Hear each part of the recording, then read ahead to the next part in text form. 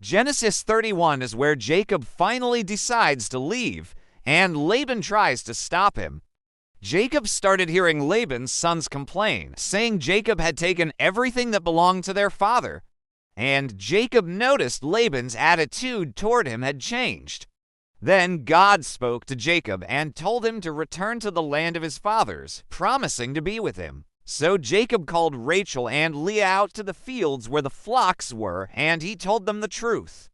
He said Laban had treated him unfairly and kept changing his wages, but God refused to let Laban harm him. Jacob explained how God blessed the work of his hands. Even when Laban tried to manipulate the agreement, Rachel and Leah agreed with Jacob. They said their father had sold them, used up what was paid for them, and no longer treated them like family. So they told Jacob to do whatever God had told him. Then Jacob left quietly with his wives, children, and livestock while Laban was away shearing sheep. But Rachel took her father's household idols and kept them with her. When Laban found out Jacob had left, he chased him for 7 days and caught up with him in the hill country of Gilead. But God warned Laban in a dream not to say anything good or bad to Jacob. When Laban confronted Jacob, he accused him of sneaking away and taking his daughters like captives. He said he would have sent them off with celebration. He also demanded to know why Jacob had stolen his gods.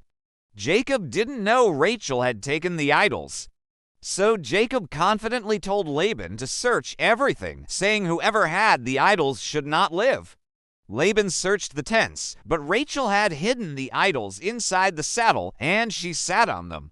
She told her father she couldn't stand up because of her monthly cycle, so Laban searched but didn't find them. Then Jacob became furious. He defended himself and listed everything he had endured, how he worked in heat and cold, how he didn't eat the animals that were torn apart, how he carried the losses himself, and how he served Laban for years while being cheated.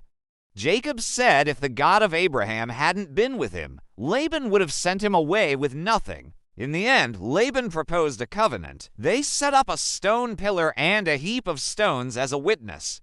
They agreed not to harm each other, and Laban kissed his daughters and grandchildren goodbye. Then Laban returned home, and Jacob continued his journey. Genesis 31 shows what it looks like when God releases you from a season that has drained you. Sometimes leaving is not rebellion. Sometimes it's obedience. Follow for the next chapter.